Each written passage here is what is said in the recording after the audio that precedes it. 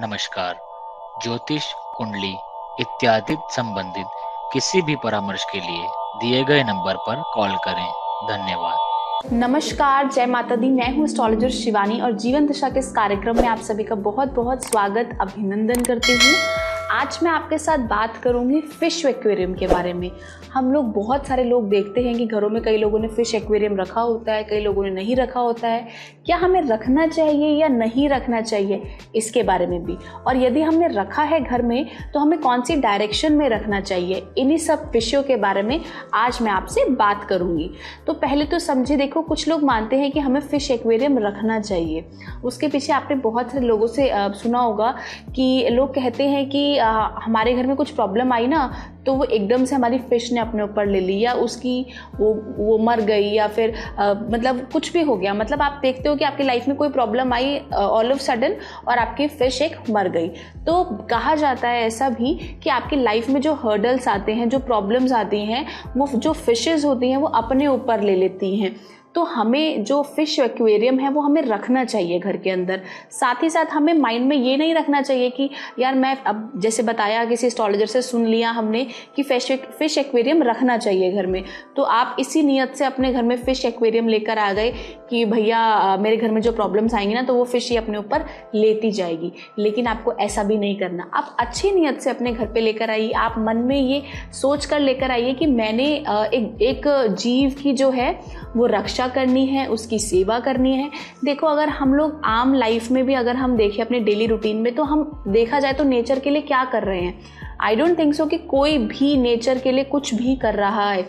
आप बर्ड्स को खाना डालिए, आप किसी भी गाय को, कुत्ते को, या फिर हो सके तो आप अपने घर में अगर आपके फिश एक्वेरियम है तो आप उसमें दाना डालेंगे, साफ सफाई करेंगे, तो जो आपके गुड डीड्स हैं वो तो बढ़ेंगे ही बढ़ेंगे। साथ ही साथ आपके जो कर्माज हैं, जो बैड कर्माज हैं, वो भी कटना शुरू हो जाएंगे। तो आप कोशिश करें कि आप अपने घर के अंदर फिश एक्वेरियम रखें, साथ साथ आप फिशेस की सेवा करें। और जब आप फिश एक्वेरियम घर में लेकर आए तो बहुत अच्छी मतलब नीयत से लेकर आए कि जो मेरी लाइफ के प्रॉब्लम्स हैं वो फिश अपने ऊपर ले ले। ऐसी सोच लेकर आप नहीं लेकर आइएगा।